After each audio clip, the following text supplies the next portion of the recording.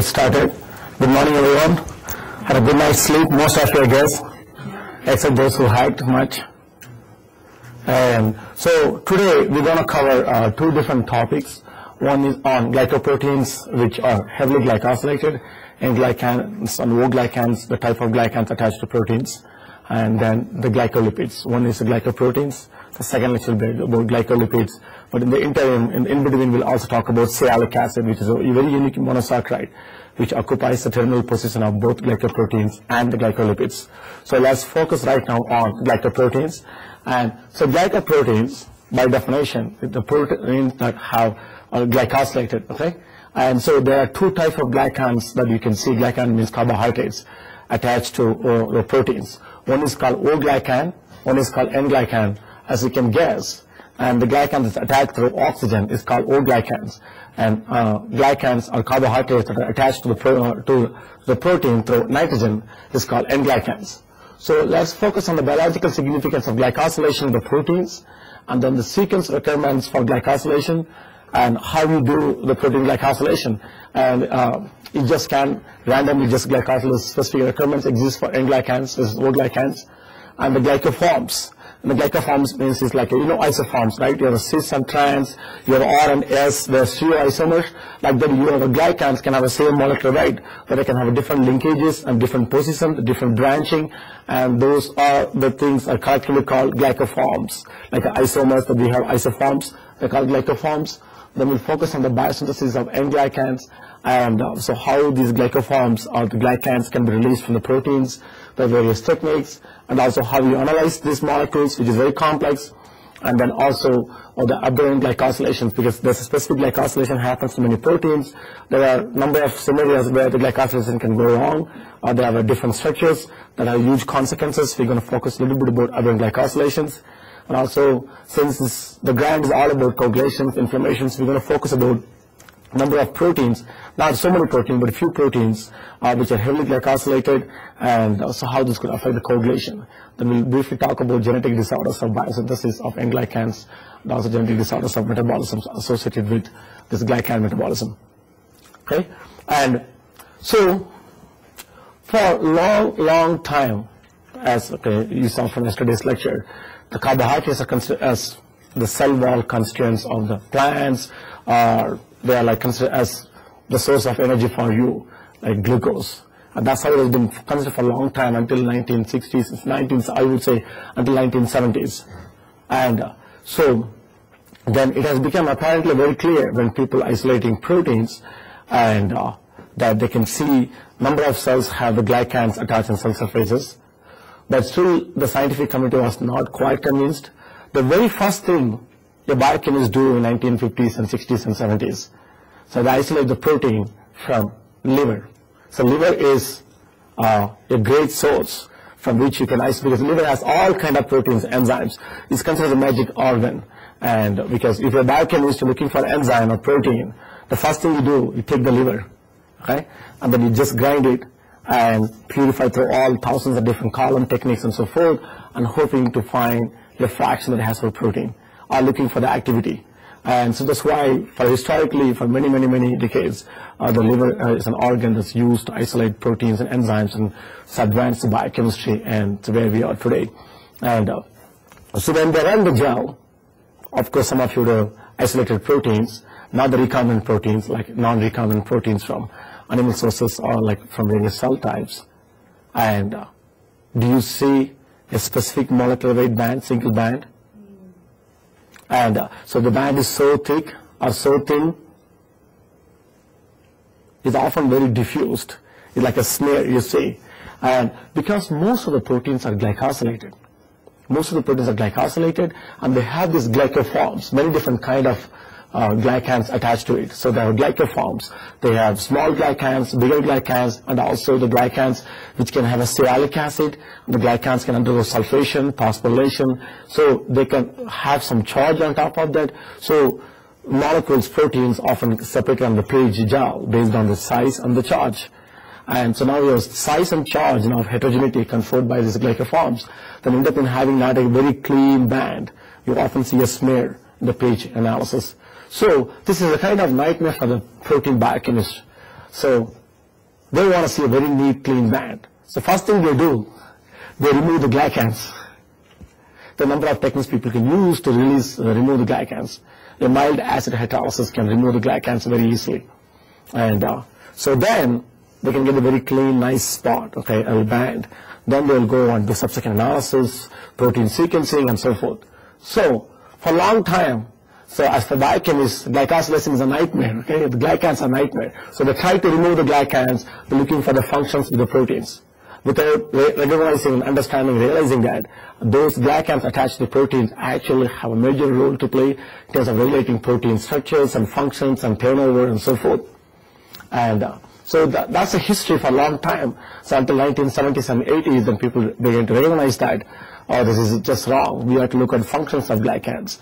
And this, instead of simply removing these glycans from the proteins, they started looking for the biological functions that become so apparent that these glycans are so important. So in the evolution theory that, we all come from atoms, eventually, okay? And so during evolutions, like for the first thing happens that is all monosaccharides build up. From monosaccharides, we build polysaccharides. The polysaccharides themselves, they have various different monosaccharides attached to them, so they can confer biological functions because there are specific functional groups and specific stereochemistry and so forth, so you can generate enormous structural diversity. But that alone is not sufficient. By taking the polysaccharides or taking the carbohydrates, attaching to the proteins and lipids, then this would become a glycoconjugate. The glycoconjugate, by definition, a molecule, a biomolecule that's conjugated to glycans, conjugated to carbohydrate, is called glycoconjugates. So basically you have two major proteins, glycoproteins and glycolipids. So both are glycosylated, so they're actually called glycoconjugates. So these glycoconjugates, they have additional functions. And for that, you have to have a number of things to be evolved. You need to have enzymes such as epimerase and oxidase reduction enzymes, sulfotransferases, and also all these carbohydrates, you can't simply take them and then stick in to the proteins and lipids. So you have to activate carbohydrates as a UDP sugars. Like you can't take the phosphate, inorganic phosphate, stick into proteins or lipids to do phosphorylation. So you need to activate the phosphates as ATP. And so likewise, the sugars like glucose, galactose, mannose, xylose, glucuronic acid, iduronic acid, or glucosamine, galactosamine, whatever monosaccharide you have, fructose, and you can't simply take it and stick it to the lipids or proteins. So you have to activate them. And they are often activated as various different sugars. UDP sugars is the dominant one. We also have a CMP, sialic acid, and so forth. We're going to talk about that later. So you need to have your sugar nucleotide synthase. That's what I meant, is that carbohydrate attached to UDP or CMP and GDP is called sugar nucleotide. So that means you need to have the enzymes also to evolve. Okay, and then you make these molecules, and they're often made in the cytoplasm. You can't simply take them and then stick into the proteins, because proteins are made in endoplasmic reticulum, and then they get transported into the Golgi with undergo further modifications. That means that this molecule, sugar nucleotide, is not only need to be synthesized by synthesis, you also need a transporter. We can't take things randomly from outside to inside. Even inside the cell, they can't go from one compartment to another compartment, or one organelle to another organelle. They can't just randomly go around without the help of, you need, for most of the molecules, you need a transporter that only accepts selective group of molecules. So for each sugar, in order to be transferred to the protein and lipid, you need to have a specific synthesis, and you also need to have a specific transporter. For glucanac UDP, you need a specific transporter. And glucuronic acid UDP, you need a specific transporter. For xylose UDP, you need a specific transporter. We cannot use the same transporter for transport all the UDP sugars. So each sugar has a specific transporter, so that generates more complexity. And then not only you can just only have synthetic enzymes, you also need to have enzymes to metabolize this molecule. So you have a complex polysaccharides or glycoconjugates where there's glycans attached to it. So you need to have a glycosidases, which are the enzymes which cleave the glycans. You need the glycosyl transferases, which transfer the glycans. You also need glycosidases, which cleave the glycans. So now we can look at this enormous complexity is built up, and through the synthetic systems. For that you need enzymes, you need transporters, and so forth. And therefore, as this complexity increases, there are reasons, and because they can recognize specific things, lectins, proteins, chemokines, growth factors, morphogens, and that determines the cell differentiation, cell migration, cell death, and so forth. And that results in evolving the complex species. Yes, Karthik? So when HS is synthesized, synthesized, it goes through Golgi, and then it's being created. Right? Are all those transporters energy-driven, or are they? So the question is, this synthesis, okay, and this all get transporters and synthesis, it's energy-driven, and all biosynthesis is energy-driven, and so it has to go from high energy to low energy. So all these UDP sugars, we talk about stearic acid, glycolipids, where I talk about specific monosaccharides. So like ATP is able to donate the phosphate and able to do phosphorylation primarily because ATP is a high energy molecule. As it transfers the phosphate from ATP, ATP is hydrolyzed, energy is released, and the released energy is utilized to do phosphorylation. Even enzymes can speed up the reactions, but they also need energy, many of the reactions. So they get the energy from ATP. As ATP hydrolysis takes place, it does phosphorylation, then you get the energy. Likewise, sugar, UDP sugar that you have, like glucose UDP, galactose UDP. And when the sugar is transferred to the proteins or lipids or to other carbohydrate, and the UDP sugar is cleaved, and the cleavage location that you have linkage, that is a high energy, and that energy drives the reactions. Yeah, for the transporters also you need the energy, and this UDP sugar, uridyl diphosphate, and this uridyl diphosphate also can be further cleaved into UMP, uridyl monophosphate and nucleotide monophosphate, and that released energy can facilitate transfer the molecules back and forth, because as the sugar UDP get transported into the Golgi, the luminal side, where they do the glycosylation, and the UDP start building up, and building UDP is not good, because they start inhibiting like a PABs. When the sulfation, you have the PAP, and as the PAP build up, it can inhibit sulfation. Likewise, building of UDP can inhibit glycosylation, so the nature has your nucleotidases, and which would cleave the UDP into UMP, then UMP can, I think UMP also has, efflux mechanisms, specific, different transporter to just get them out. UDP, UMP, and then they would exchange out. And so they are all energy driven, and the transporter also needs energy. They cannot simply go in, and they sometimes coupled to the ATP hydrolysis, sometimes coupled to the UDP hydrolysis. So UDP from which you get the glucose, and this also not facilitate glycosylation, also can facilitate the transport as well. They're not usually diffusion driven. They are not usually diffusion driven. So you have the question is, the molecules can go from one place to another place by concentration gradient, or by the diffusion. That means that's what this diffusion is. But it can also go from low concentration to high concentration region. We think about Golgi, such a small organ, of course complex organelle. Comparing the cell, the Golgi is so small. There's so many things that are happening. So sugar nucleotides made in the cytoplasms on the nucleus, which you can talk later.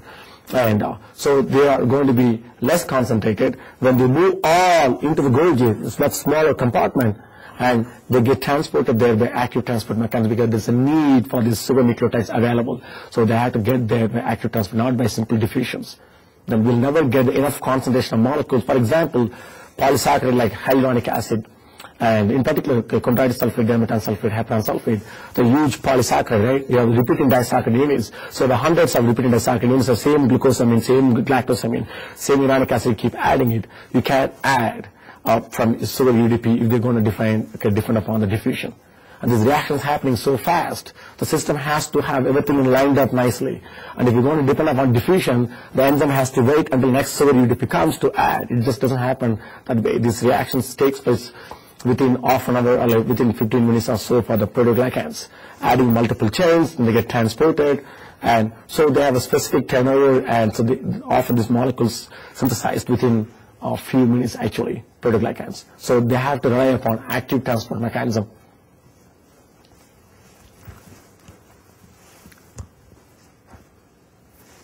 So any questions? So as I said, the protein glycosylation for many years was unappreciated for a long time. And so now it has become more apparent since 2000, when the human genome sequence was finished with like multi-billion-dollar support from NIH. Everyone expected something major is going to happen. The genome sequence will reveal the secrets of our life, only to find that the number of genes that we have is not significantly greater than the cockroach genes. And we have 28,000 genes. And if you look cockroach and Drosophila fruit flies, zebrafish, model organisms looking at mice, and they all have pretty close, like 25,000 genes to 28,000 genes. and not substantially significantly different, like by 10-fold or even by 2-fold. No, like we're talking about plus or minus 5% gene differences. But yet the complexity exists as who you are with the high cognitive functions. You can go to moon, you're thinking of going to Mars, thinking of living outside the planet Earth, and so all these possibilities because we have a high cognitive functions. That's why who we are today. And so now it has been increasingly recognized that the gene alone, the gene product alone cannot control who you are. So what then controls is a post-translational modification of the proteins. The protein can undergo a number of modifications, more than 100 modifications has been identified. And the most dominant modification is the glycans, glycosylation of the proteins, glycosylation of the lipids are the major abundant post-translational modification of the proteins. And so, considering the fact that the glucose, galactose, mannose, there are multiple chiral centers, and they can have multiple ways of linking it, as you talked about yesterday. With looking at the dipeptide or like tripeptide, you have only so many combinations. Once you go from disaccharide, trisaccharide, tetrasaccharide, you're talking about now hundreds and thousands, and if you go to hexasaccharide, you have a million possible structures exist. And with the hexapeptide, you don't have a million sequences. But with the hexasaccharide, I can guarantee you can make a million different possible structures using 8 different building blocks of D sugars. You can use L sugars. And then you have linkages, alpha linkage, beta linkage, you have a furanose form, pyranose form, and then you have a 1,6, 1,4, 1,3, 1,2, alpha and beta. If you put them all together, all of a sudden you have a million possible sequences that you cannot get from the peptides. Of course, maybe you can increase 2-fold by making cyclic peptides. You can say that, of course, most of the peptides we have in nature is linear peptides, at least in human bodies. And but even by cyclizing and cross-linking, you can only get so much. But with the hexapeptide, you can have only 1,000 maybe at most. Or with the hexasaccharide, you can have a million. So I think now it has been recognized increasingly by scientific community that the genome alone will not reveal the functions of who you are. And maybe the post-translational modifications, including glycosylations, can help us to facilitate. But the major problem is that, unlike the proteins which can derive from RNA, which derive from DNA, we can use a PCR to multiply and amplify anything you want. That's why you can take the dinosaur DNA, you can just still use a PCR. And if you know the approximate sequence, you can design the primers, and you can figure out what is getting amplified, then you can do the sequencing and so forth. But the glycans is very hard because you only get few micrograms, and even if with DNA nanograms, you can multiply, picograms you can multiply, but we don't have a PCR technique to multiply carbohydrates isolate. So it's a non-template driven process, unlike the RNA and protein synthesis, which is somewhat linked to the template driven process, whereas the glycosylation is a non-template driven process. We still don't have much understanding, and we also don't have techniques which are sufficiently sophisticated or sensitive enough to detect at nanogram, picogram level. And the challenges involved in synthetic chemistry, challenges involved in analysis, and the challenges involved in isolating these molecules, put them all together backwards, in understanding about the role of glycans. But still, we have enormously progressed the last 15-20 years. Since 1990 and 95, and the last 15-20 years, we have seen enormous contribution from many different groups, understanding and recognizing and appreciating the roles of glycans. And so these glycans are tissue-specific and cell-specific, which also makes sense because you all come from single cell. That means you all have the same, all different cells have the same genes.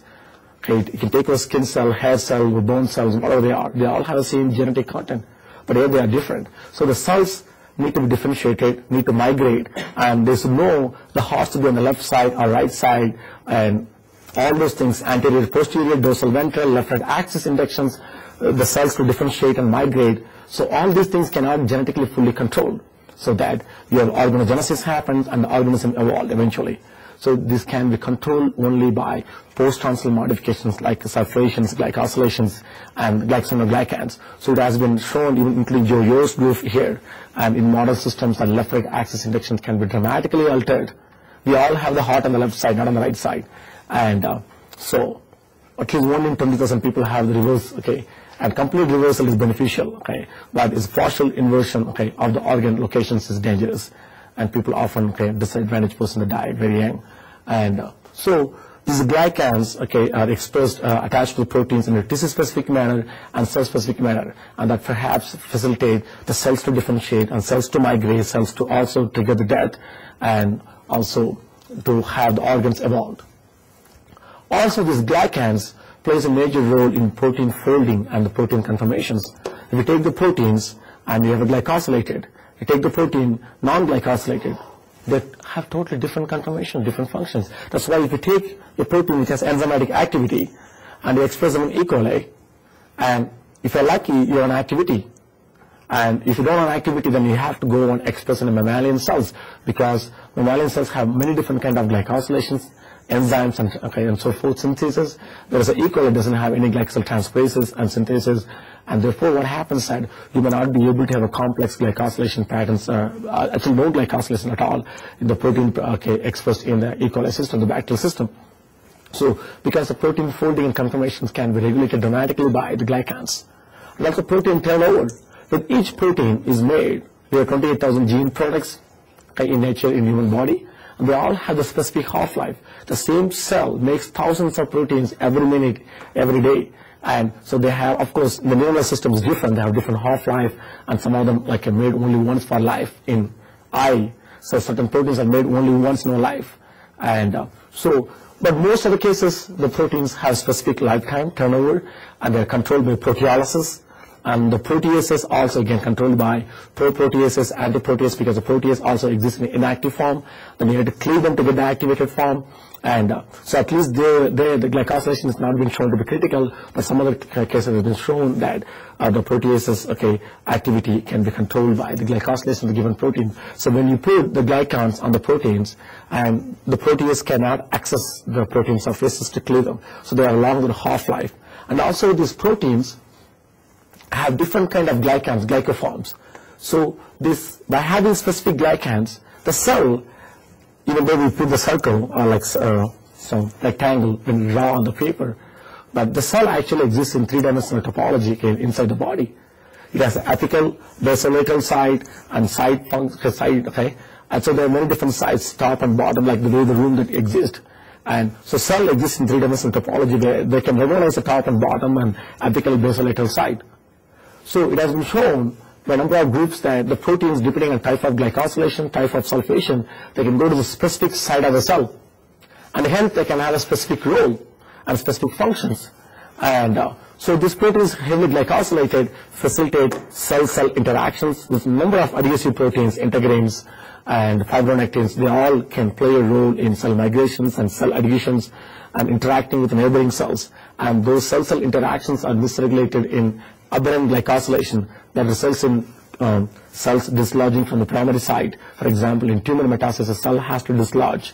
Not only the proteoglycans play a role, also N-glycans, O-glycans have dramatic changes, and hence their interactions with adhesive proteins like integrin and fibronectin, and so many other adhesive proteins are dramatically changed. The interactions with the collagen changes, so now become loosely bound. They can dislodge, dissociate themselves from the primary side. They can start migrating, and then they can go and lodge in different places. They can start growing again.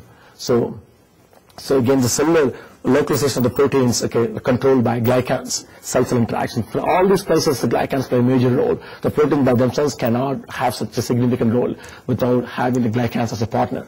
So I hope you all now appreciate, some of you express the proteins or enzymes in the E. coli. And if you have functions, that's great, you're lucky. And some of the enzymes that we express in sulfur transferases in E. coli, they have abysmally low activity, so we have to rely upon mammalian systems. That again tells that specific modifications required in order to confer the activity for sulfur transferases. Yes? Are there any classical examples for like misfolding or difference in the protein folding depending on whether it is glycosylated or not glycosylated? Are there any? I'm just curious. The number of, the question is whether we have any specific example. The number of examples people have shown that the protein folding is controlled by glycosylations, and if it is not glycosylated properly, the protein is subjected to the destructions immediately, because proteins are produced in the ribosomes, and as produced in ribosomes, gets in the pre-Golgi, and then into the Golgi. So in the process, the glycosylation happens, and then while the next few slides I'm going to talk about the process by which it happens. So there's a control mechanism where they call calcireticulin and calcineurin, and which controls the protein folding and so forth. And that recognizes the specific glycans. When the glycans are not attached properly, and they're not specific glycans are there, and it's not trimmed correctly, then it doesn't undergo folding properly, because it's chaperone proteins, which is the one which facilitates protein folding. It's not that it's a one way, you just go and fold it, it's done. So like they can always adjust themselves back and forth, back and forth, back and forth as the protein is made and amino acids kept added from the ribosomes, and then they keep, it's true, it's a mature protein. So mature protein happens when the full sequence is made, but as full sequence is getting made, other modifications started happening. As happens, they have to respond, they have to keep changing and keep changing. It cannot be only one way. If they have a wrong conformation, a given protein can have a million possible conformation sequence. Because by looking at the sequence of the protein, nobody can predict the conformation and how the surface looks like. If you know, none of the computational tools so far can say that this is the protein. Or at least for shorter peptides, we can say there's beta sheet, there's alpha helix, but putting them all beta sheets, alpha helix, how they look like, we have to often go back to the crystal structures. And because we can't use our tools, existing computational tools, to predict the protein structures, we can predict it, but oftentimes we're wrong. But the small sequences is possible. That's why we know beta sheets and alpha helix and so forth. And so what happens, nature has a million ways of folding it properly. There's the chaperone proteins, and the chaperone protein often recognizes these glycosylation patterns. The next slide I'll show you, okay, as we go through the biosynthetic pathways. Okay? So Prem, the classical example are the two proteins that we kind of focus on in the grant. Antithrombin and heparan cofactor 2 cannot express in E. coli. And also CD39. The protein we are There are working on. numerous examples. Yeah. So it's basically misfolding, and I was... No, you're talking about misfolding. The protein is misfolded because of glycosylation defect, and they don't have functions. Classic example is antithrombin 3. In terms of like, is it folded differently in the presence and absence? Yes. So different. It's not the misfolding or functionally deprived. It's not. No, but like CD39, if you due to lack of glycosylation, it's misfolded and cannot transport to the membrane. So you don't have the protein and you don't have the function. Yeah. It's very crucial. So this slide shows you what glycans can do to the proteins, okay? So this is a protein, it's RNase B, and it's an enzyme, and a single N-glycosylation site in which you add the glycans.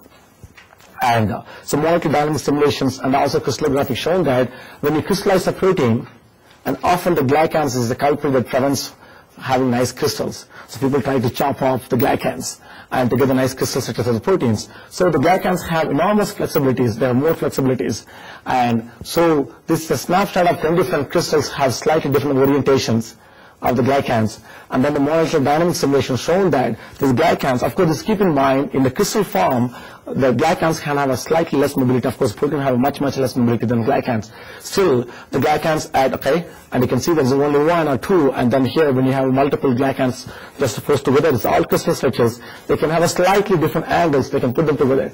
But when you go to the room temperature, the solution, and they're much more flexible than in the crystal form. And then what happens that the molecule, of course, you cannot predict exactly how much far they can go to van der Waals surface occupied by these glycans. But the molecular dynamic simulation study by Dweck et al. Has shown that this is the size of the protein, and a single glycan, see how it can go from here to here, here to here. And this white one is the glycan surface, and how much can occupy and block the protein surface. As you can see, this dramatically, because the glycans are much more mobile than the proteins, so they can just basically almost more than 70% of the protein surface can be blocked and regulated by having the glycans, so it can affect the protein interactions, protein cell interactions, protein functions, and so forth. And so these are things that started coming out, and people began to realize that that's how, when the protease is trying to come and cleave here, it can't access it because the glycans keep moving back and forth, so it can prevent the proteolysis happening. So in order to trigger the proteolysis, you need to do N-glycosylations, and then you can trigger the proteolysis. And so having these N-glycans, which occupies a dramatic surface area of the proteins, can control the protein functions in many ways. Kuby, how many residues are there between for the glycan that you are showing here? It's a single residue, as asparagine. That is single, but Yeah. then you have one more. No, this one is That is fine. Yeah. The number of residues in the glycan chain. What is the total number of residues? It's only one. From there to the bottom, to the top. From here to Yeah. here, No. Number of glycan residues. only one glycan. No, number of glycan residues Yeah. is a biantennary glycans. It's an N-glycan biantennary. It has 14 monosaccharide attached to it. So these are 14 monosaccharides, and if you compare the size of 14 versus how many are the amino acids? Yeah, it's amino acids about this one. Let me read. I think 250 amino acids, and so this glycan about 14 more. So 14 more, I would say, like 200 Daltons per monosaccharide. So about 2,500 Daltons for the glycans. For the proteins is probably 40,000 Daltons, about 40,000, 45,000 Daltons for this. Is RNAs. Surface area coverage. Yes. For only 14 residues, it's pretty phenomenal as compared to what you have. The 40,000 Daltons protein size can be completely covered by 2,500 Daltons glycans, which is only 1/10 of the protein, or like 1/20th of the protein mass, but it covers more than 60-70% of the protein surface. So, yes, Spencer. In those glycosylations, are there any conserved secondary structure motifs in the way that DNA and proteins have secondary structures? So, with respect to any secondary structure requirements for the proteins to undergo glycosylation? No, meaning like in the way that proteins have, say, like alpha helices or beta sheets, are there similar structural motifs? Okay. So the question is, are there any secondary structural motifs required, seen consistently again in glycosylation? So whenever you see the glycosylation in the protein, that's often on the surface which is exposed to the outside. You don't have the glycosylation on the innermost component of the protein, because when the protein is made and it's folded, and the sudden sequence goes in deep, very inside the catalytic side. The catalytic side often is not glycosylated. Obviously, the substrate has to go through. It's often the surface of the protein which is exposed, which you cannot predict from this linear sequence, and they can fold very differently. So then the protein surface which is exposed outside is the one often, not often, is always glycosylated, not the one that's deeply buried inside. That means that they already know the glycosylation. Keep in mind, the protein N-glycosylation is happening when the protein is not even folded. I'm going to show you the next few slides. So, but in advance, they should know where they need to put the N-glycans.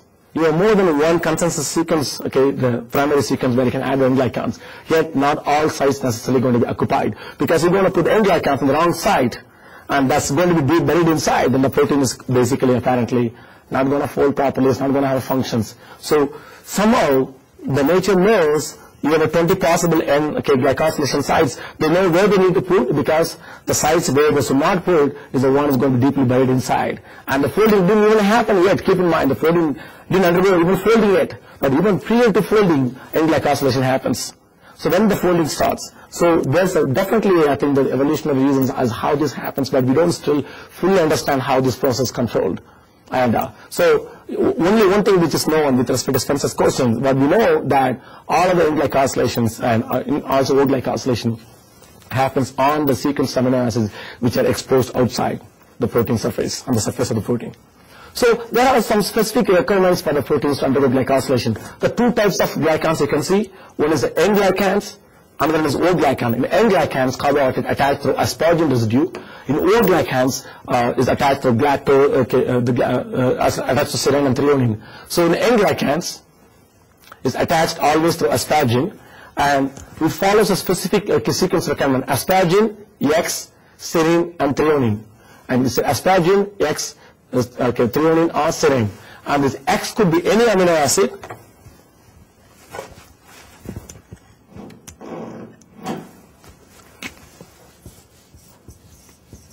So it has an amide. It could be any amino acid,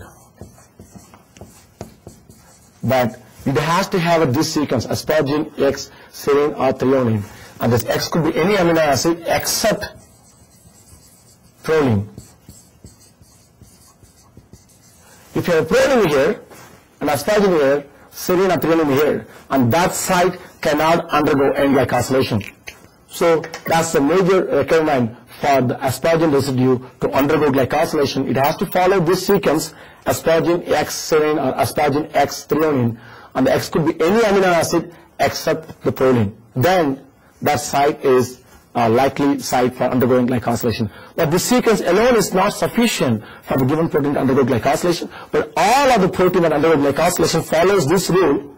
That doesn't necessarily mean that all of these sequences in the given protein can undergo glycosylation. Okay? Understand? All of the glycosylation sites found in nature has to follow this rule, but just because a sequence that follows this rule doesn't necessarily mean that the site can be undergo glycosylation. And so, what is fascinating here is that amide is the place where you add the glycan.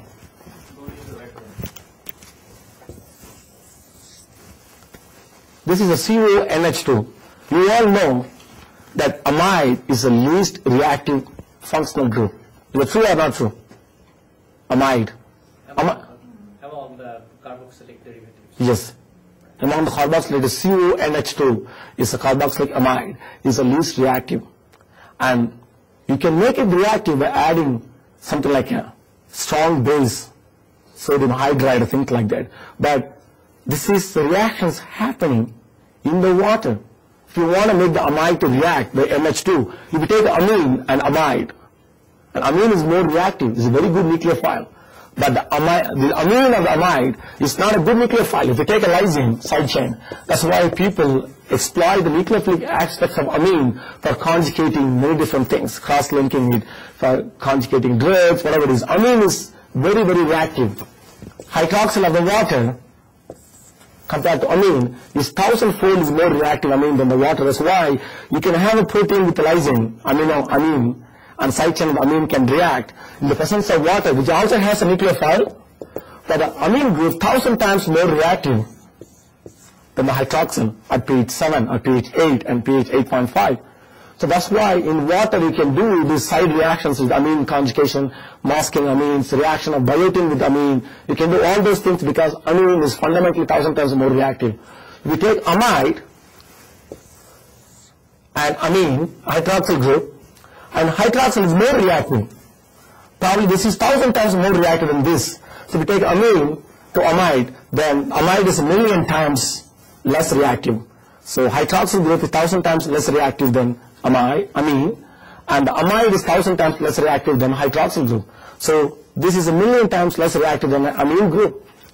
But yet, in order for this to react as an organic chemist, you have to do these reactions under hydrous conditions, you have strong base.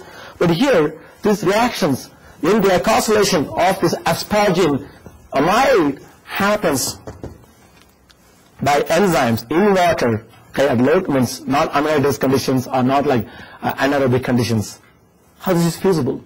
And there's a specific enzyme called oligosaccharide transferase, and what it does that as it transfers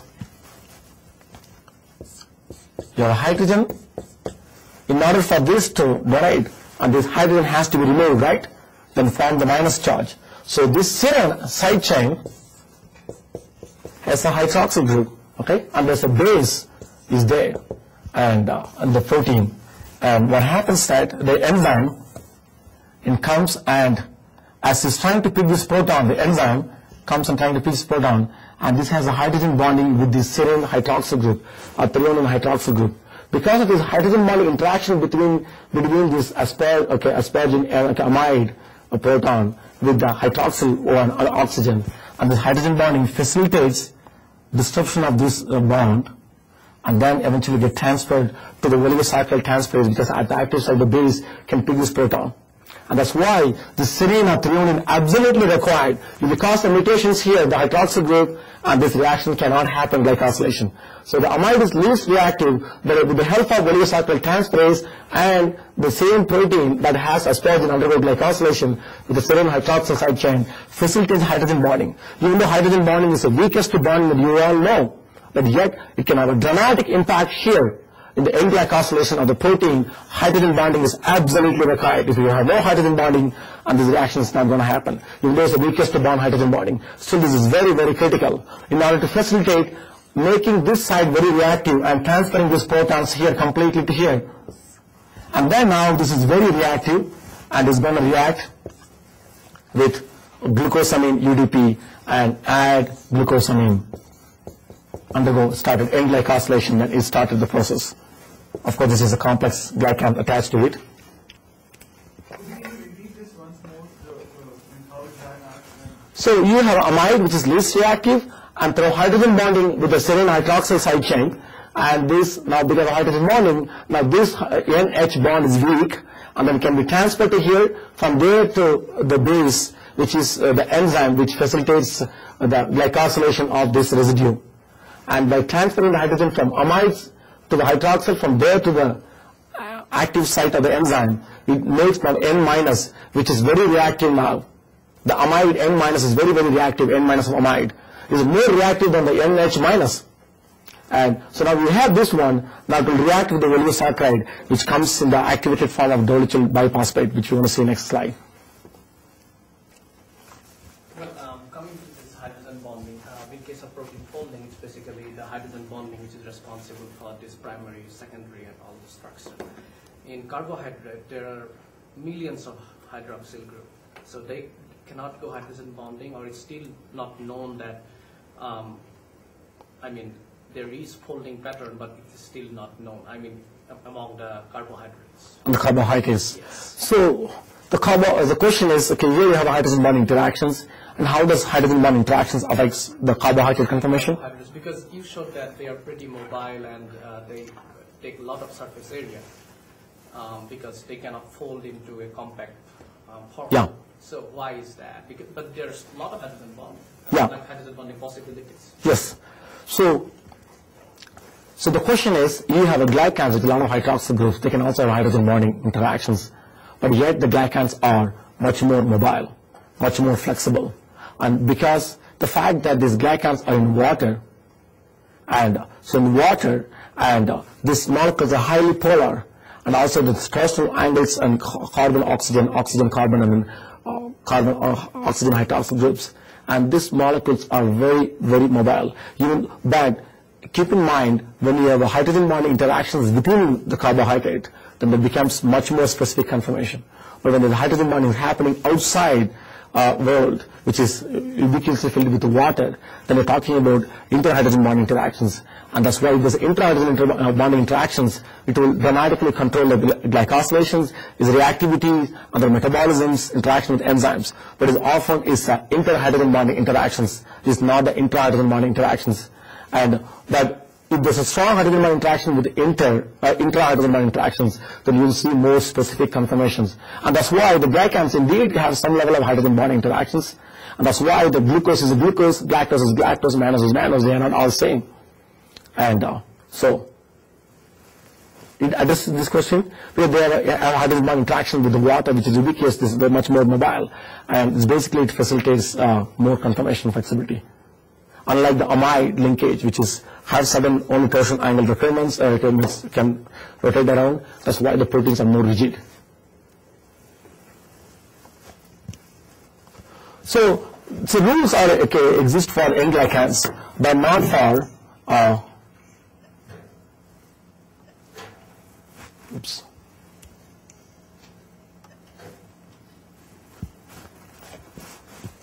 So the rules exist for N-glycans, okay, but not for the O-glycans. It is still not quite clear what controls O-glycosylation of the serine and threonine residues.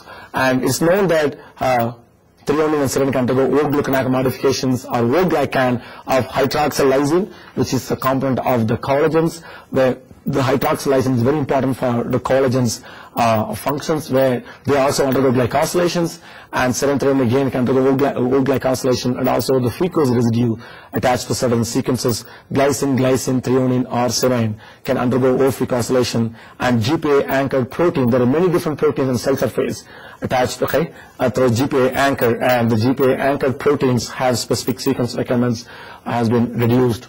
But with respect to O-glycans, is the O-glucanac and O-glycan, it is not quite exactly understood are there any specific sequence requirements. Only in the case of N-glycans we understand more about sequence requirements. So what types of N-glycans exist? And there are 4 different major N-glycans exist. And this one is called high mannose or oligomannose type. And this type 2 structure is called complex glycans, and the type 3 one is called hybrid glycans, which is a hybrid of this mannose structure and the complex structure is called hybrid, and so which is actually more complex than the complex structure, okay? And but this is a hybrid of complex structure type glycans and the mannose type glycans, and the 4th type is called polyemeryl lactosamine, which has repeating units of lactose, lactosamine, lactosamine repeating unit. So there are 4 major types of N-glycan exist: polylactosamine type, and then you have high mannose type, complex type, hybrid type. And all of the N-glycans can come under this category. And the one that's in the square, the rectangle, dotted, rectangle box is a common core structure for all N-glycans. Doesn't matter high mannose-cited or complex or hybrid or polyemeryl lactosamine. They all have a complex. The structures have a common core structure, which is called chitobiose. This glucosamine is called chitobiose. You know chitin, right? Chitin is repeating units of glucosamine. So chitobiose is the 2 repeating units of glucosamine. It's called chitobiose. It's called chitobiosal trimannose because of 3 mannose. Is called chitobiosal trimannose, and this is a core structure. This pentasaccharide, chitobiosal trimannose, is a core structure of all N-glycans.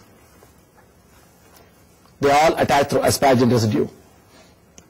In the case of O-glycan, the 6 different kinds of O-glycans are known, and they are called core 1, core 2, core 3, core 4, core 5, core 6, and but within this core 1, you can have many different modifications, even like here, I didn't talk about it, the previous slide.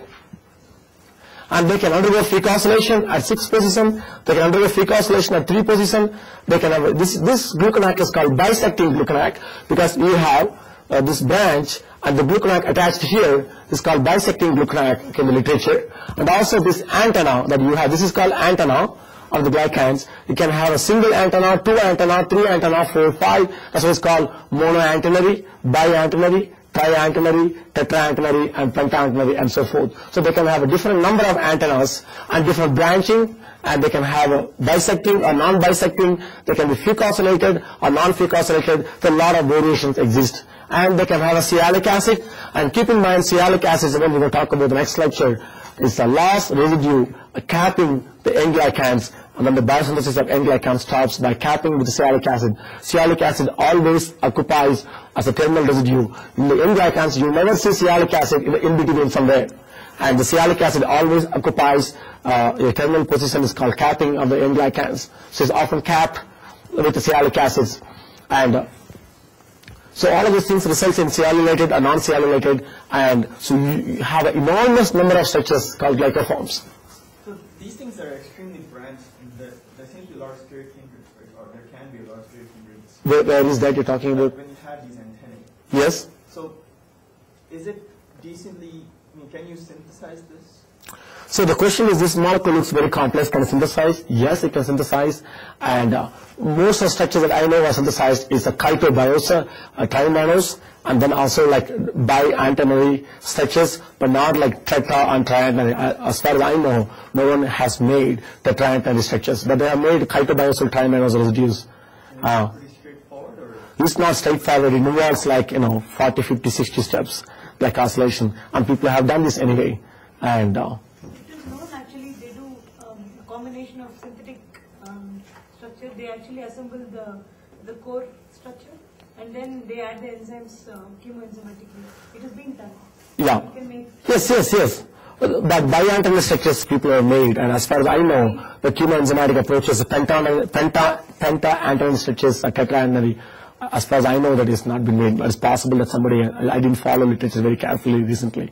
It's possible somebody has. But again, by pure chemistry is impossible. The pure chemistry what is done, making this tri-monocyl cultibiose, and then adding glycans. This is done by Chua Wong many years ago. But number of groups are using, as Sarah just said, a chemoenzymatic approach to add more and more glycan. That means you need more and more enzymes. It has its own complications. But chemoenzymatic approach has been utilized to make some of the structures, not all of the structures, and the dissecting GlcNAc and the fucosylated, and bi-antennal is one, as far as I know, that has been made using chemoenzymatic approach, but not the penta-antennal. It's very complex and complicated. So as far as O-glycan is concerned, there are 6 different kinds, and within that, they can have many different branchings, many different modifications, and acylations, and so forth. And but the core structure, each core has a specific conserved sequence, which is being shown in the dotted, the rectangle box. This one is conserved, but you can add any different structures on that top of that. And then that's considered still the core 6, core 5, core 4, but there's a different kind of structures. But the core structures have a specific conserved residues and sequences which are highlighted here in the box.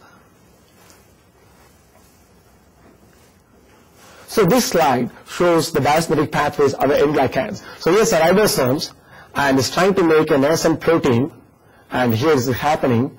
And so as this protein is, the mRNA is coming out, and then this asparagine residue undergo glycosylation with the help of O-sulfotransferase, and so not O-sulfotransferase, it's called oligosaccharides, sorry, not O-sulfotransferase, OST stands for oligosaccharide transferase, because it transfers the entire oligosaccharide from here, and this is basically dolichol phosphate, and in which what happens that in one side, this UDP from this one dolichol, and you make this one C2P dolichol, you make this dolichol phosphate, then you have this one, and dolichol diphosphate, you make this one with the UMP sugar, and so now you add this GlcNAc here, and then you keep assembling multiple steps involved. This all happens on the outside, the cytoplasm, okay, while this dolichol anchored to the membrane of the endoplasmic reticulum. So then, once you make this structure, this specific structure,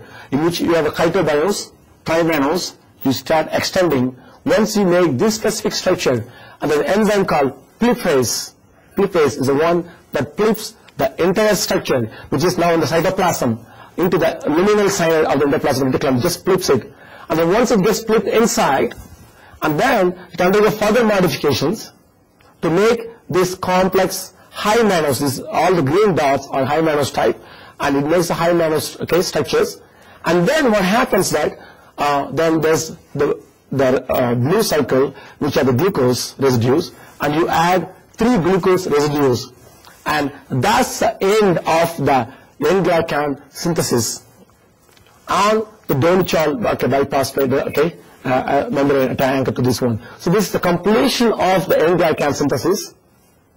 There is no core protein yet, it's all assembled on the dolichol, and some other steps happens, placed in cytoplasm, and then with the help of plippase, you put them inside, then you do complex high mannose structure, and then you add 3 glucose residues in the sequence, one by one to this upper antenna, and then you make this glycan. Once you make it, that's the conclusion of N-glycan synthesis, and then with the help of oligosaccharide transferase, you transfer the entire carbohydrate.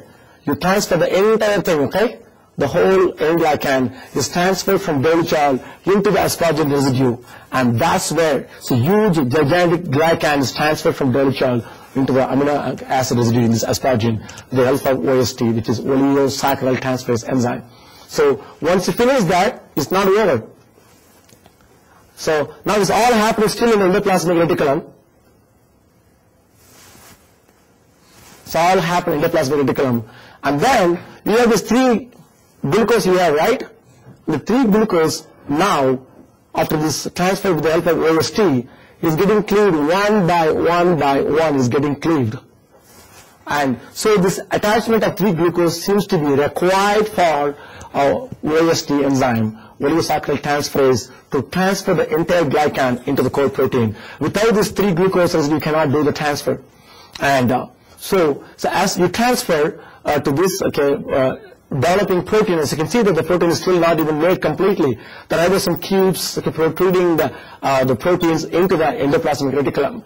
As it's getting elongated, the protein, from here to here you can see the protein under elongation, and so it's a deglycosylation is happening. It's all happening concurrently. On one side, ribosome keeps adding amino acids. Other side, the enzymes involved in N-glycosylation, process synthesis and maturations, and it keeps cleaving them. It's all happening simultaneously with many different enzymes. And now they start undergoing folding, undergoing deglycosylation. Now you have a somewhat semi-folded protein with N-glycosylated. This example of one N-glycan attached. Keep in mind, protein can have as many as 20, 30 glycans, N-glycans attached to it. That means that, and you have to stick in all these glycans and this attachment happening under the protein extension, photosynthesis happening in parallel. Here is an example of one N-glycan I've shown, but you also, a number of proteins have more than one N-glycans, 2, 3, 4, 5, 6, 20 N-glycans attached to them they have. And so now you reach the stage, this is the place a chaperone protein comes and plays a major role and make sure and ensure that you have proper folding. If you don't have a proper folding, and so they can go back and forth here, I can see that. They can go back and forth, so that they have enough time to reside in the endoplasmic reticulum to have a proper folding. And there's no proper folding, then it's targeted for disections immediately. What is the role of the O-glycosylation? We did not talk about the O-glycosylation. I can't understand. Yeah, so what is the role of O-glycans? We are focusing on N-glycans, and only one thing is known about O-glycans. O-glycans, the sequence requirement is not known, but the O-glycans also is very important. We talked about the very early slide, the first slide. There is no sequence specific for O-glycan. O-glycan, there is no sequence specific. And Threonine or serine. yes, serine and threonine, but they do not know until now. Nobody knows exactly what are the sequence requirements for O-glycan. It appears that there are no sequence requirements, but I don't think that's right. But no, we don't understand it completely. No, which one is first happened? Generally, the N-glycosylation or O-glycosylation? So the question is, which one happens first, N-glycosylation or glycosylation? N-glycosylation happens first because N-glycosylation here, as you can see, the protein is still getting made. You already added N-glycan. So N-glycosylation is not typically a post-translational modification. It's actually a co-translational modification. Okay? N-glycosylation, this question is whether N-glycan happens first or O-glycan happens. That's a very good question. So N-glycosylation is a co-translational modification. As the protein is being made, N-glycosylation happens. Whereas the O-glycans are attached much, much later. Because now once you finish this part, and then they go from endoplasmic reticulum into cis-Golgi, and there you keep adding multiple structures. Okay, you can add sialic acid, you can add fucose, you can add xylose, and you can do many different modifications. And here is where you start adding O-glycans here, because now the protein is pretty much folded. Okay, here the protein is pretty much folded, and in the endoplasmic reticulums. And when it comes to Golgi, there all the things happen is there post-translational modifications. Okay, and therefore O-glycans are considered as a post-translational modifications. N-glycosylation considered as a co-translational modification, and that means that N-glycosylation happens first, and then only O-glycosylation happens. Is it clear? But still the sequence requirements is not well understood. But what we know that serine and threonine which are exposed on the surface can undergo O-glycosylation. What is the role of the O-glycosylation? So what is the role of O-glycosylations? And N-glycans, O-glycans have a similar role that we talked about, cell-cell interactions and protein, preventing the protein from undergoing proteolysis and giving a specific sequence organization so that they can go to the apical side, basolateral side, and so forth. And also keep in mind the O-glycosylation often competes with the phosphorylation. Because some of the glycosylation also happens in cytoplasm, not necessarily in the Golgi. And so the protein can undergo O-glycosylation, such as O-GlcNAc modifications. This is phosphorylation, because many proteins undergo phosphorylation, dephosphorylation. Likewise, they can also undergo glycosylation, deglycosylation. So the same site can undergo phosphorylation or O-GlcNAc modification. So there's a constant competition between phosphorylation and O-GlcNAc modification. Okay, but this is well balanced, but only in some disease conditions like diabetic complications. Now this is now not balanced. Instead of having the phosphorylation, where more O-GlcNAc modification happens. By having more O-GlcNAc modifications, and means serine threonine undergoing O-GlcNAc or O-galactose attached to it, and now it loses its function as a signaling molecule and so forth, and it tilting this balance of the cells towards a disease state. And that's why we understand. And also there are some of the residues undergo fucosylation, which has been linked to the cognitive functions like learning and memory in nervous system. Control its biological function, and the O-glycosylation is to control it. Yes. So the question is, O-glycosylation controls the biological functions? Yes, of course, O-glycosylation controls the biological functions as much as N-glycosylation, but there are different roles. But they also have common roles like cell-cell regulations and migrations and differentiation, and all those places that play a role. And also O-glycosylation controls the signaling such as Notch factors. Notch is another important protein which plays a role in during embryogenesis. Okay? Again, there, O-fucose plays a major role, which is not N-glycan, which is a O-glycan fucose attached to it, regulates the Notch signaling and so forth, which affects embryogenesis. So they have their own roles as well.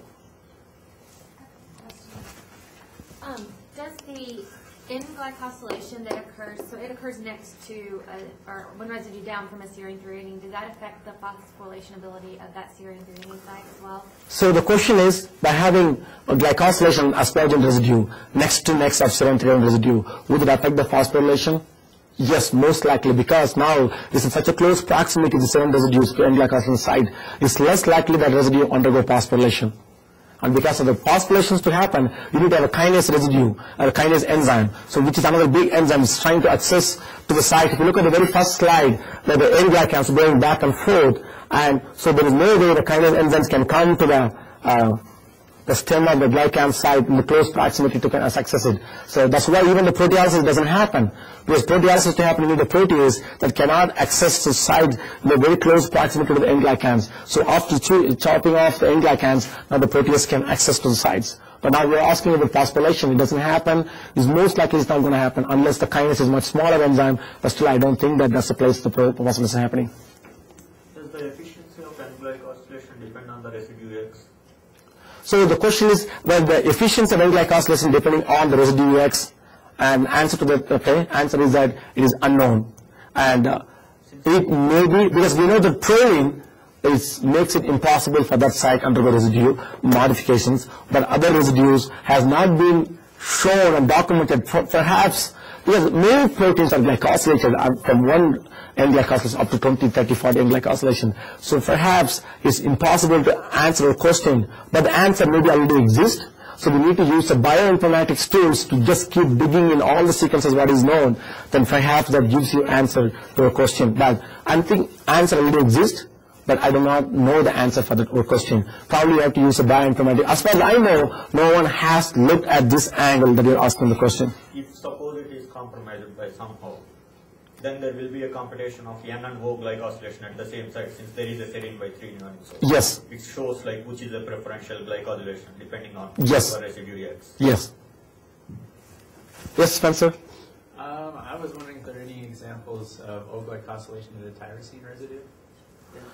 So O-glycosylation tyrosine residue, I think there are some reports about O-glycosylation tyrosine residue, even though I didn't show that here. And tyrosine residue also known to undergo phosphorylation, of course, and sulfation also, and they've been shown to undergo glycosylation, and actually they've been, I think one group's shown about C-glycosylation in the biological systems. So maybe it's the tyrosines, maybe it's the oxidation reduction sensitivity, and maybe the tyrosine O-glycosylation maybe it's much more response to the oxidative reduction stress of the given cell. But I'm not fully, but this is not much common. The more common one is the serine threonine. Which one? Cysteine residues, and as far as I know, cysteine residue does not undergo glycosylation. S-glycosylation is not known. Yes? A scenario where you have an N-glycosylated protein. You made the protein, okay. Now you remove the glycosylation.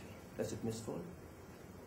After folding and glycosylated, you do deglycosylation. The question is, you have a glycoprotease already being made. So if you do de-glycosylations, does the protein undergo misfolding? No.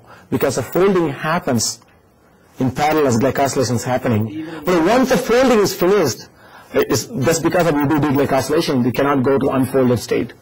So still that particular protein sequence can fold in the absence of N-glycan. Yeah, in the absence of N-glycosylation, they can undergo folding, but is most likely may undergo misfolding, and the misfolded one is the chaperone protein involved in doing the folding process. If the glycans may control the folding process indirectly, Rate that is determined by the N-glycosylation, the protein folding rate or something like so that. the question is whether the glycosylation affects the folding rate, and Other than misfolding, maybe it's much prone to degradation, since if it's a problem like, see, when you are taking out, even though it's a co-translational modification rather than post-translational modification, if you are removing and attaching it, if the protein is stable, that means it's like an external group. There are some proteins are cofactors. If you take it, that's all. It Yes. So, so yeah, for sure, that is all. but the chaperone protein is probably recognizes how the protein conformation should be, which we still don't understand. There's a number of chaperone proteins involved. It might be. But after folding, if you just do deglycosylation, and still the protein can have the same folding, but not necessarily having the same function. They cannot go to a specific size site of the cell, and because cell is polar, and Signaling proper. yeah. And also, whenever there's a folding is an issue, as the glycosylation is happening, the folding is happening, sometimes still the protein cannot undergo like a proper folding. But a number of factors can control the folding process. And maybe the other protein is getting triggered synthesis, okay? It's all happening, it's all going through the same channel, okay? But now you have, in response to some other emergency, in response to some other signaling, and something else is happening, you have started making another set of proteins. Say that you put your fingers, okay, for like it's a hot surface, the heat shock proteins need to be produced immediately in response to some emergency situation. So now, there is a physiological process where the glycosylations, all the protein synthesis is happening, but now I put my fingers, by mistake, whatever it is, your hot surface. And now in response to I know your hot surface you touch it, heat shock protein is produced instantaneously. It's an emergency crisis. So then, there's an emergency response, the heat shock protein needs to be produced. Now we have massive amount of heat shock protein produced where ribosomes is coming in, and now it's not going to push everything out. We're going to push everything out. So maybe it does not have a time to unfold properly. So now this response is to just take care of this, the heat response to produce heat, okay, the heat shock proteins, so that we can start. Okay, even the proteins already fold, they can undergo defolding now, unfortunately, but we can't afford to lose them, all those proteins. So the heat shock proteins comes in, plays a major role in providing further conformation and stability beyond the Golgi, beyond the protein folding process. Okay, this in response to the crisis, okay, they can control what's happening. So this, we talk about this in many different ways. You end up having at the end of the day glycoforms. And so one protein comes from DNA, one RNA that gives a protein, but the protein can have many different glycans, can have many different functions, but they are glycoforms, and that's why it can control the protein functions in many ways. But the problem is that how we analyze these glycans, that becomes very complicated, and that's where what happens is we have a glycoprotein, we can release the glycans from the glycoprotein, either the chemical technique or enzymatic technique, and then now we have a collective form of glycoforms available pool, and then we label them, as we're going to do today, AMAC labeling with people in the lab, and in which reducing end is reacting, and as you know that in reducing end,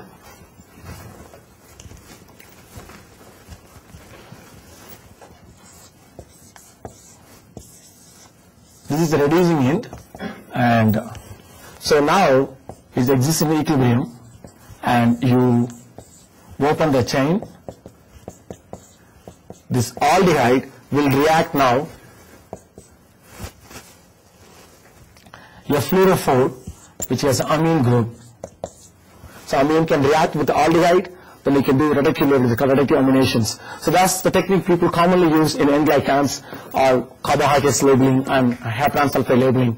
So then you profile them based on size or charge. You can use cyclotron chromatography, or you can use anion exchange chromatography. Then you can profile them in terms of size or charge or both. And then you fractionate them further to get your specific glycans. And if not, then just collect them still based on size or charge or a combination of both, and then you can do sequencing with the various enzymes, exoglycosylase enzyme, which cleave one residue at a time. And so with respect to the first step, so the common technique, not common techniques, the major techniques is available is the hydrogenalysis. And The hydrogenalysis in which what happens that the glycan is cleaved from this asparagine residue right here. And you want to cleave just this one. You don't want to cleave anywhere else on the O linkages. And so one of the drawbacks of hydrogenalysis is that it can also cleave this NH acetyl residues. It can also cleave the sialic acid which has NH acetyl.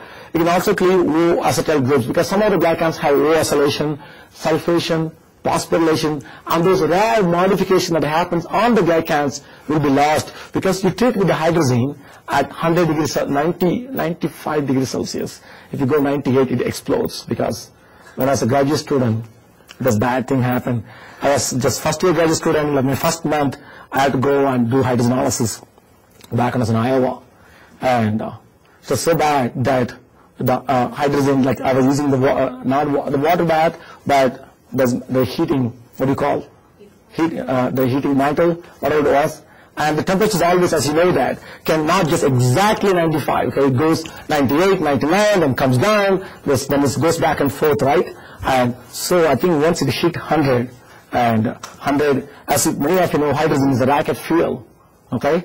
And all I know that it exploded, the fuel wood fell off, and it's all broke. And luckily, that's just time. And my neighboring student, lab came and asked me, okay, that next day we have an exam. They were asking, Kuby, can you come out? I want to talk to something. I just went out. I was watching from morning because it's hydrogenalysis you have to do for 8 hours. At 95 degrees Celsius, I had to exactly have the temperature 95. At that time, we had a heating mantle. I was trying to use adjusting temperature manually, but it's not controlling correctly. It was going plus or minus 8 degree variations. And then once I think it hit 102, it exploded. All it took 50 ml. And I can see the entire fume would fall off. So it's a dangerous reaction. You have to be very careful. If I were there when the explosion happened, I wouldn't be here today. And so, of course, it cost my mental fortune. Okay, I has to write a bill, okay, check to the university, okay, $20,000 for fume hood and other damages.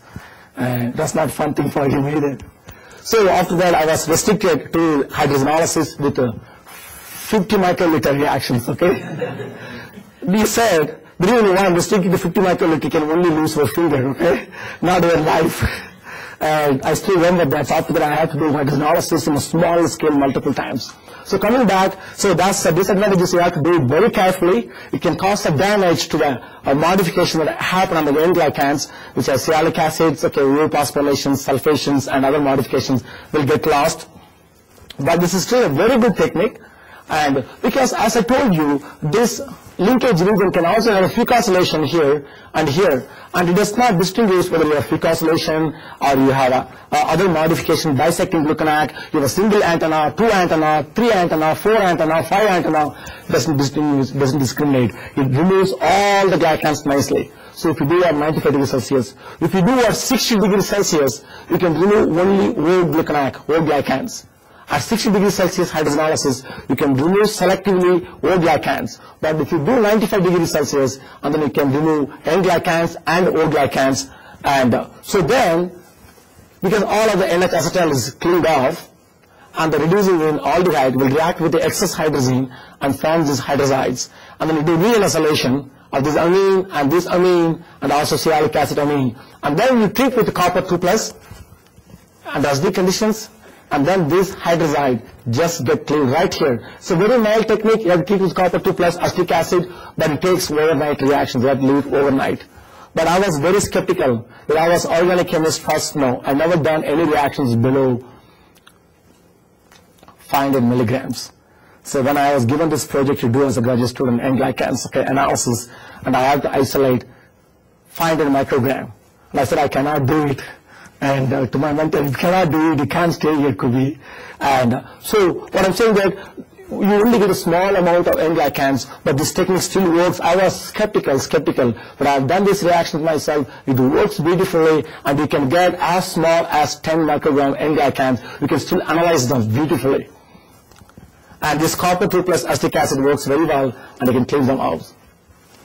And then what you do oftentimes capillary electrophoresis, because capillary electrophoresis is a technique in which you can dissolve the molecules, which has several thousand folds of resolving, what we call resolving plates, theoretically resolving plates, than the HPLC. And so you use a dextran ladle, which is different by different sizes, and then this is the type of glycans have been found in IgG. IgG is immunoglobulin, a protein that has a different kind of glycans. This is how it looks like.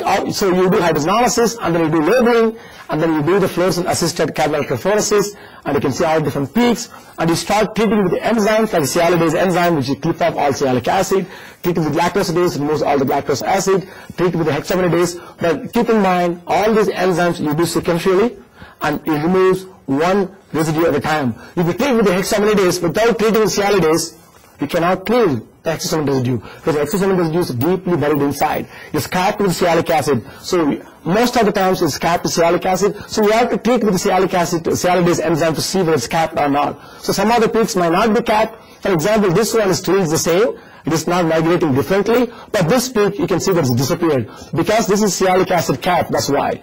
And so some of the residues will disappear because of sialic acid cap. So then you finish the sialidase treatment, and then you do beta-galactosidase treatment. Now we can see this one is shifted further, with the exception of this peak is still here. And then you treat with the hexaminidase, and then you can see all of the peaks got shifted mostly. So that means that you reach the terminal residue.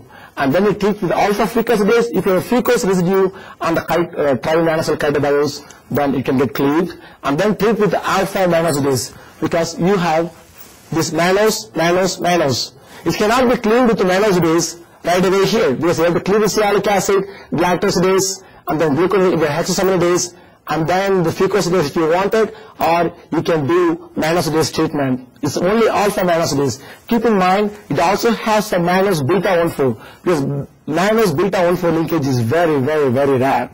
Okay? But still, it's difficult to make chemically. You can ask Saladas, will tell you, mannose beta-1,4 linkage is very, very hard. Alpha linkage is easy. By nature, we have an enzyme to make mannose beta-1,4 linkage. Then you have to use alpha-mannosidase to cleave them, and then you use a beta-mannosidase, you get H2, which stands for chitobiose, just two glucosamine links. So that's how people deduce the sequence, and this is how find out what kind of glycoforms you have, and that requires use of capillary electrophoresis coupled with some kind of labeling techniques. Then we can visualize all different glycoforms.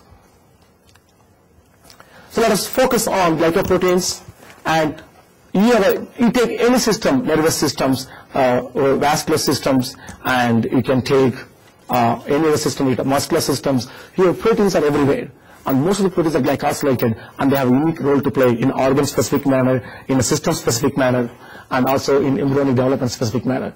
So I just brought this slide just to emphasize about the role of proteins in coagulation. We all know well, and for which we got funded. And tissue plasminogen activator is the one that they use when someone has a heart attack. There's a clot in it, and they go to emergency room. The first thing they do, they poke it, they just stick in the TPA.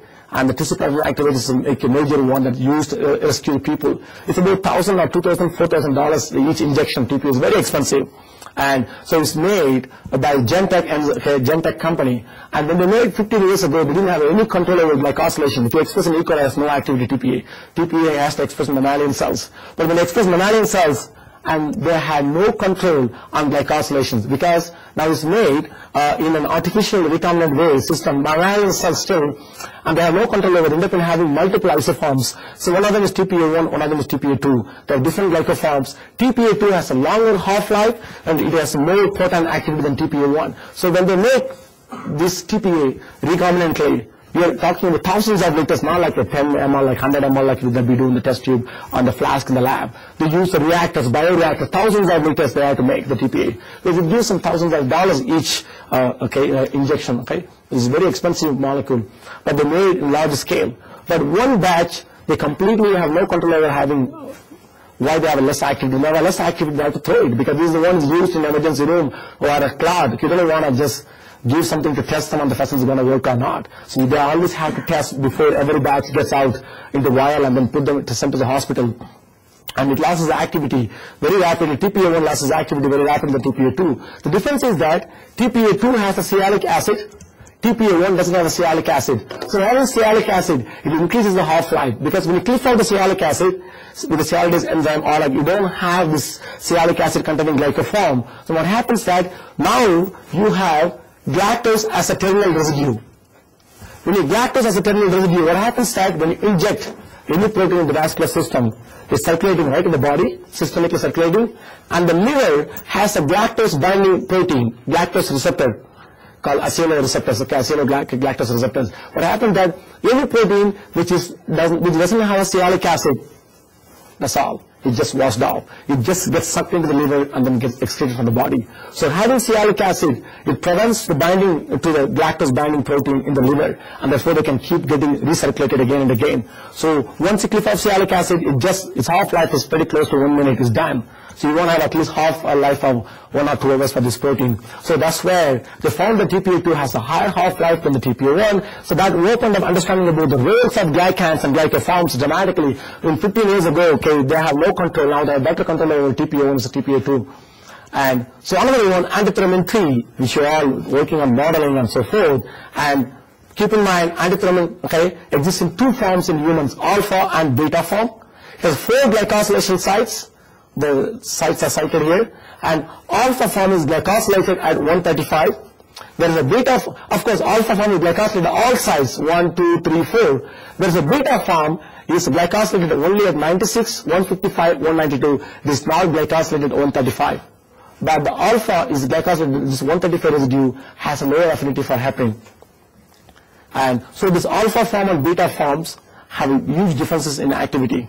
And the one which I think the alpha form is the less active than the beta form, but alpha form is less active than beta form, but the alpha form is, okay, is what is utilized, even though it's less active than the beta form, but the alpha form is what utilized in our human body to control the coagulation through antithrombin.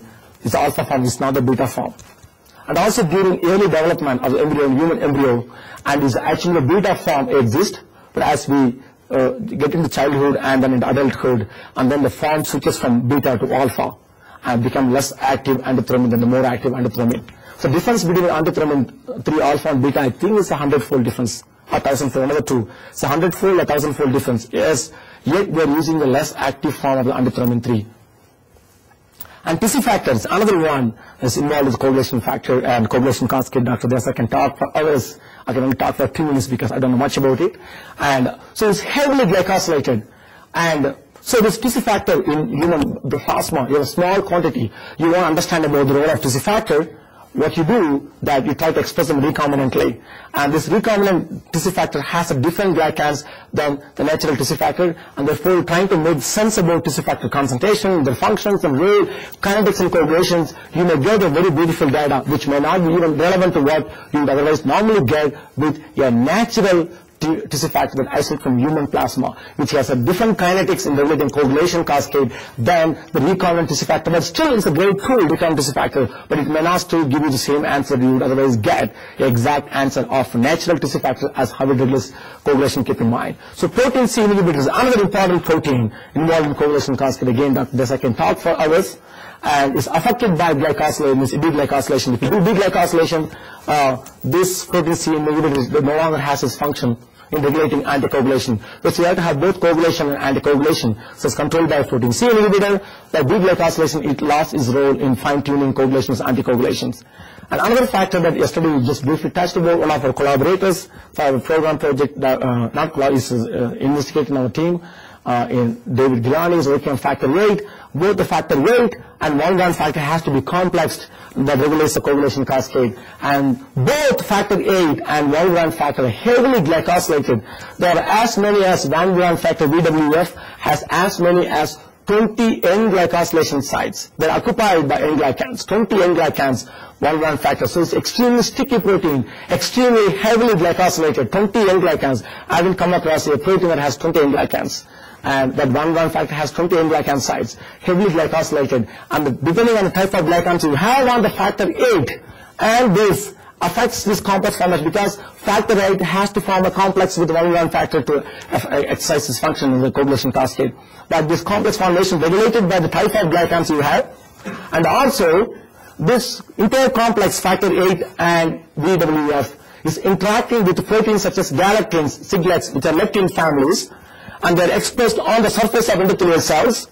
And these galactins, siglecs, then think about this complex interacting with the endothelial vasculature, which expresses these proteins, lectins, and therefore controls the functions of VWF and factor VIII, and hence the coagulation cascade. So it's a complex thing we still don't understand, but everyone accepts and appreciates that these glycans are so important in coagulation cascade. There are many different roles to play in many different proteins, but I think knowledge as yet is not fully matured.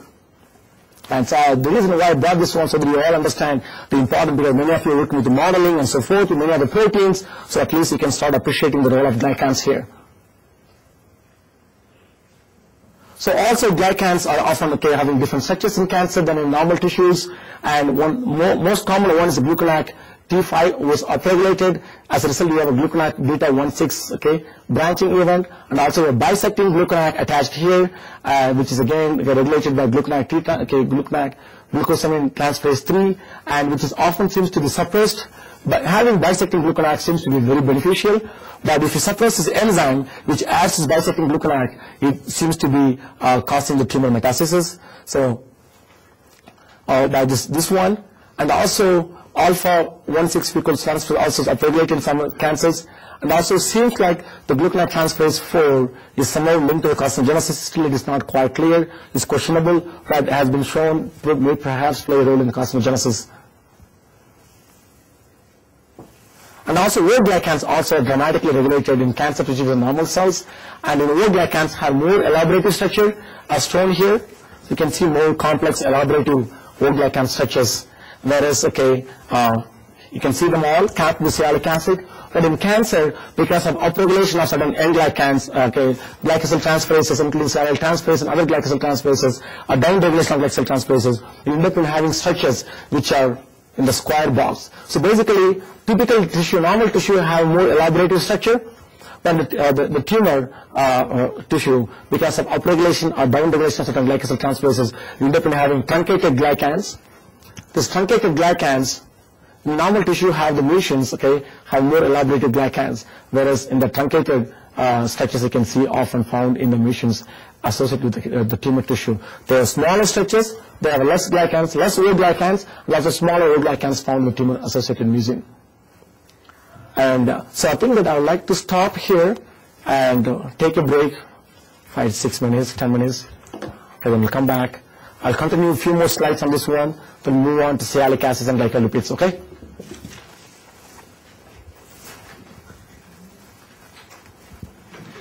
Just a few minutes, okay, we'll come back. I want to drink water.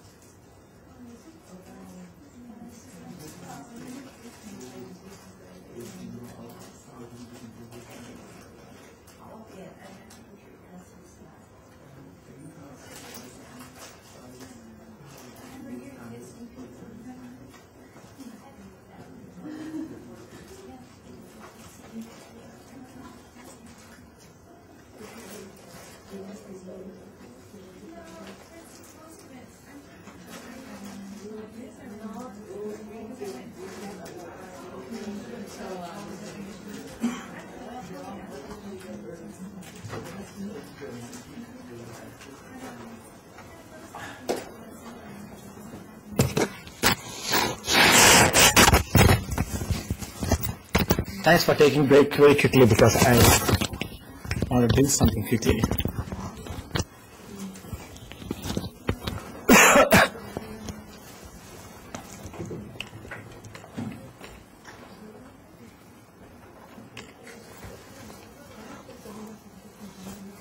It is okay.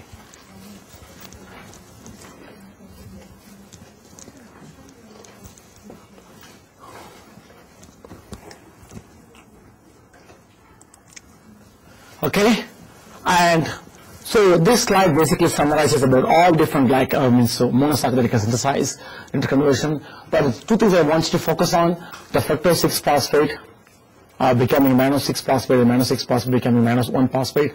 But this is catalyzed by PMI enzyme, PMI, and this is catalyzed by PMM enzyme. And so when the deficiency of the PMI that becomes more is still treatable, whereas when you have deficiency PMM, you cannot treat them with the mannose supplementations.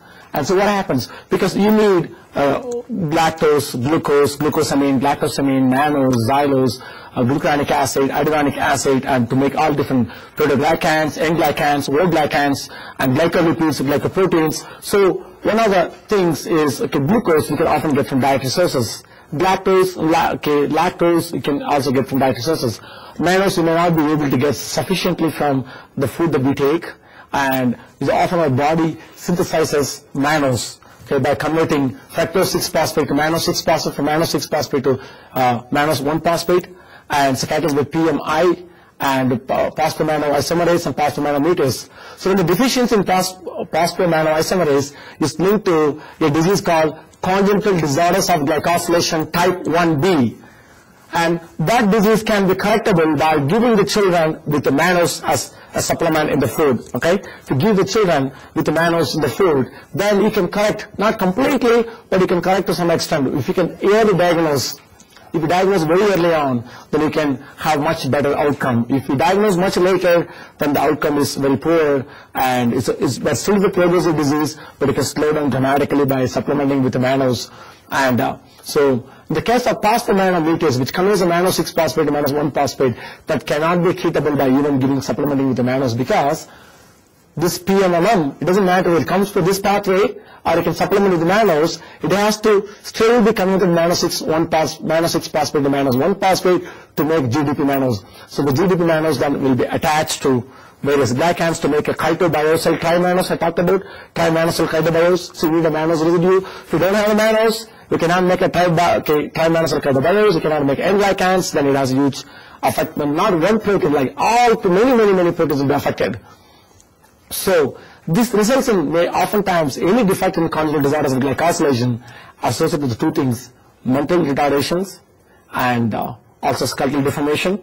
And there are a number of problems with the coagulations, and because number of proteins, I just talked about it, involved in coagulation cascade, they're all glycosylated. So if you just screw up the glycosylation, imagine you're going to affect the coagulation pathway, and therefore they often have a coagulation defects and they have massive thrombal formations, and you can't just simply treating them with the heparin can solve, because a number of other proteins involved in coagulation cascade beyond endothelium 3, and that works through factor 10A, and that's the one that causes heparin. Also some other coagulation cascade enzymes recognizes through heparin, that they still need a glycosylated form. If you don't have a glycosylated form, they cannot have a functions. That's why it leads to this one. And also many proteins are not glycosylated properly, and therefore they're not folded properly. Since they're not folded properly, what happens?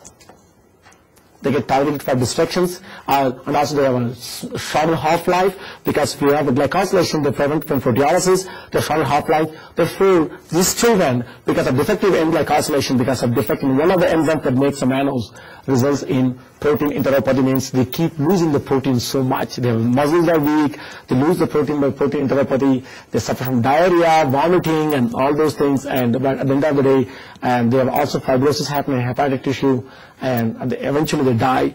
But right now there is no treatment exists. And this just basically gives you an idea about the importance of N-glycan, just summarized, bringing many different systems, coagulation systems, vascular systems, skeletal systems, and nervous systems. And all these different proteins that they all have a different effects, and therefore resulting in this complex disorders for which there is no treatment exists. There are many different disorders called congenital disorders of glycosylation, type 1A, 1B, and 1C, many things. But there's two things I want to just show you to understand and appreciate the importance of N-glycans, and that requires the specific monosaccharides, and absence of monosaccharide synthesis in the body has the consequences shown here. And also, there are many enzymes involved, not only enzymes involved in making this molecule, there are so many enzymes involved in clearing this molecule, like alpha-mannose, beta-mannose, hexaminidase, sialidase, and galactosidase. Absence of these enzymes results in two major things in humans. One is they're mentally retarded, and also they're skeletally deformed, and they die very young age. And so this is a consequence of defects in the glycoprotein glycan metabolic pathway. You need so many enzymes. All these enzymes are found in the lysosome. Okay? And the absence of these enzymes results in the severe consequences. It's a genetic disease, inherited disease for which no treatment at present exists. And people use the enzyme replacement therapy, in which they keep injecting enzymes to the children once a week or once a month, depending on severity of the disease. But what happens that, keep in mind, the enzymes are recombinantly expressed. They have different foldings slightly, but still have activity, but they have to get into the lysosomes. And oftentimes by having mannose-6-phosphate, you can target the enzyme in the lysosomes. But what happens is that you keep treating these children with the enzymes, injecting enzymes every week, every month. What happens is that you eventually start developing antibodies. It's a protein, right? So you start developing antibodies. So once you start developing antibodies, what happens? You have to increase more dosage. Otherwise, antibodies are going to neutralize the protein that you're injecting, the enzyme you're injecting. So you have to increase more and more dosage. At some point, you can't inject any more than you can.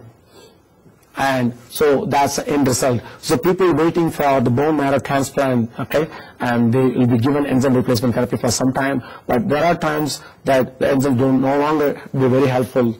And so it leads to early death again, for which no treatment exists. They are all progressive disorders for which currently there's no cure exists, but it can only prolong the life, and it can give a better quality of life, and that's a progressive disease. Again, just tells you the importance of balancing both glycosylation and deglycosylation. Constructing and deconstructing glycans are very critical. That's happened through several hundreds of enzymes. They're all expressed properly, has to be located properly in lysosome. Even sometimes you have an enzyme, but they are not localized in lysosome properly, then it has still the same effect. So all these molecules has to be taken back into lysosomes, where they get broken down into individual pieces of monosaccharide. If the enzyme is not targeted into the lysosome, it has its own consequences. Therefore, not only making the enzymes, and also targeting the lysosome is very critical, and the number of other disorders in which lysosome mistargeting have an effect. And so with that, I would like to start with N-glycans, O-glycans role, and so forth. Next, I would like to take on glycolipids and sialic acids.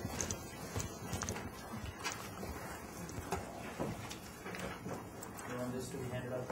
Yes.